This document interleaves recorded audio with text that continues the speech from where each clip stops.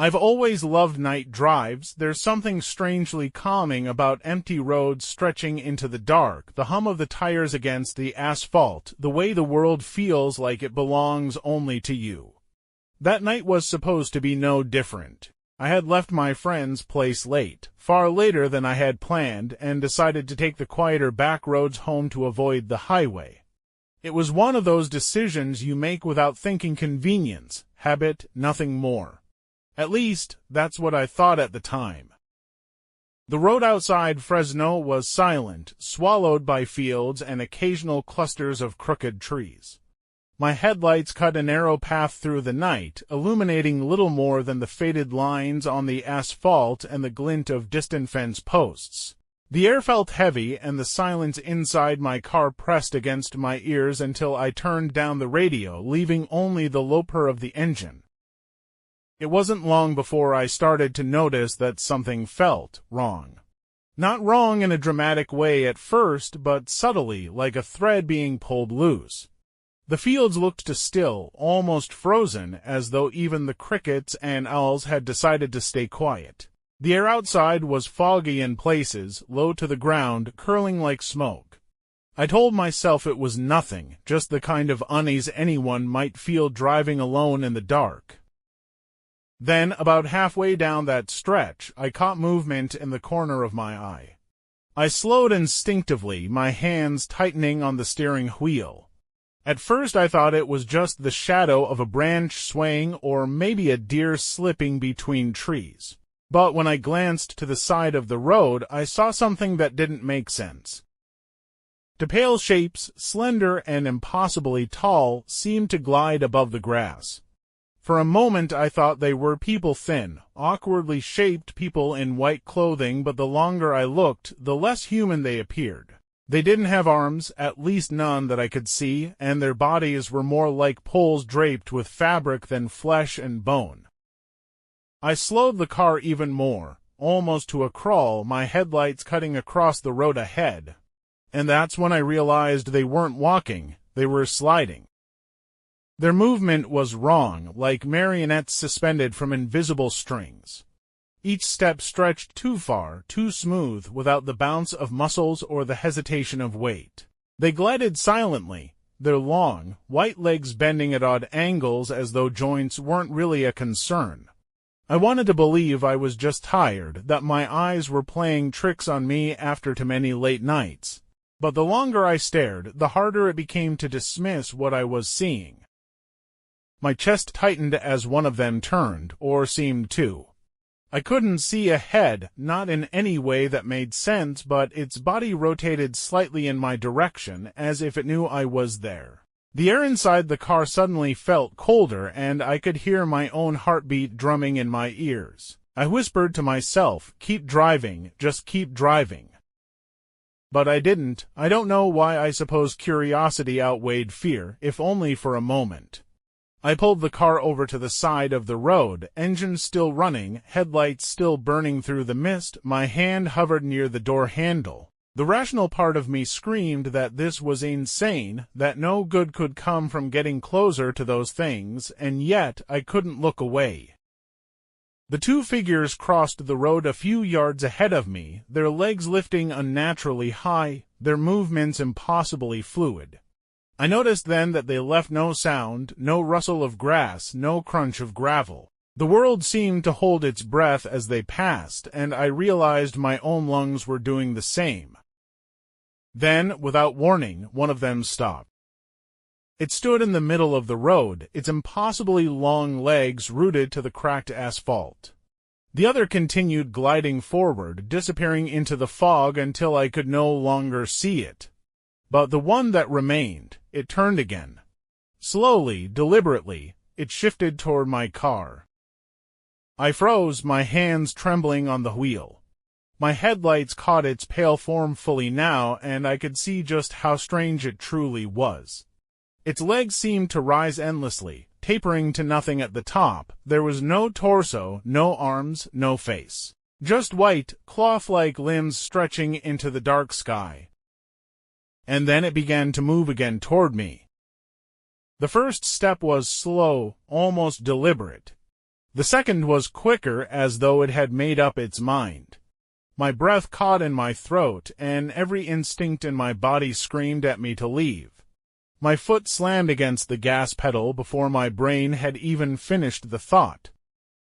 The tires squealed, the car lurched forward, and I tore down that deserted road as fast as I could. In the rearview mirror, just before the fog swallowed everything, I thought I saw it still moving, still gliding toward me, its legs bending and stretching in impossible ways. Even now, I can't say for sure what I saw that night. All I know is that those pale, spindly figures didn't belong on that road door anywhere in this world, and the worst part.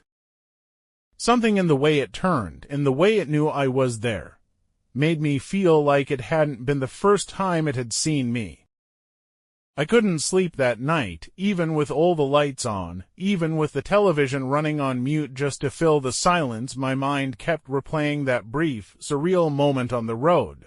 Those long, white legs gliding forward without effort, without arms, without anything resembling what my brain could label as human. It was as if the thing had crawled out of a dream and stumbled into reality.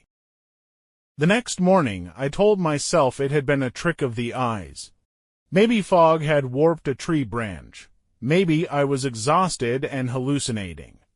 But when I went back to the spot, because of course I went back, I found no branches, no tall weeds, no excuse. Just an empty patch of roadside dirt. That should have been the end of it, but then the dreams began. Every night, I would see those pale legs walking silently through the fields outside my window, always moving away, never looking back, yet I woke with the sickening feeling that it knew I was watching, that it wanted me to. My sheets would be tangled from tossing, my throat dry as though I had been holding my breath for hours. I didn't tell anyone at first. Who could I possibly tell without sounding insane? But Fresno is a small city. Stories have a way of traveling. It started when I overheard two guys at a diner talking about those walking pants someone had seen near Yosemite Lakes Park. My stomach twisted. They laughed nervously, like they weren't sure if they were joking. One of them swore up and down his uncle had captured something strange on his security camera. I wanted to lean over, demand to see the footage, but my body froze. I just sat there, stirring cold coffee, pretending not to eavesdrop while my pulse pounded in my ears. Later that week, I did see something I wish I hadn't. The neighbor across the street had installed motion-activated lights after a string of break-ins. One night, around 2 in the morning, I noticed the beams flare across his driveway. Out of curiosity, I peeked through my blinds. There it was. White, thin, taller than I remembered, almost spidery in its proportions. It walked, glided across the pavement with that same impossible gait. The light caught on its pale, fabric-like skin, and for a second I thought I was staring at a pair of trousers that had come to life. It didn't look at the camera. It didn't look at the houses. It just passed by, unbothered, as though the rest of the world didn't exist. My hand shook so badly I couldn't hold my phone steady to record it, and even if I had, who would believe me? Every story, every grainy video online gets dismissed as a hoax. But standing there in the dark, watching that thing move across my neighbor's yard, there was no room left for doubt. That's when I realized the worst part. It wasn't lost. It wasn't wandering. It was passing through. And whatever path it followed, it led directly past my house. I don't know if writing all this down will bring me any peace, but I feel like if I don't, I'll lose what little sanity I have left. The night after the encounter in the woods, I didn't sleep. My body refused to shut down, my brain replaying every second on loop. Those strange, spindly legs gliding across the earth, moving like they weren't bound by the same physics I was. No face, no arms, just legs with a small, cloaked upper portion, drifting like some eerie marionette without strings. When dawn finally came, I forced myself outside. The forest seemed quieter than ever, as if even the birds had decided to avoid that place. I followed the path where I'd first seen the creature, looking for tracks or broken branches, anything to prove I hadn't dreamed it. That's when I noticed something peculiar.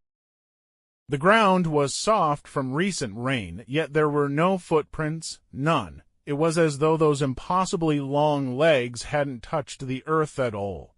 My chest tightened. How do you track something that leaves no trace? Later that afternoon, I drove into town to clear my head. I ended up at a small antique store, one I'd passed countless times but never entered. The place smelled of old books and cedar, and behind the counter sat an older woman with silver hair tied into a braid. She looked at me strangely, almost knowingly, before I even said a word. "You've seen them," she said flatly, as though reading my thoughts. I froze. Seen what? Her eyes sharpened. The walkers, the spirits. They move when the world is in between day and night, when the shadows don't belong to the sun.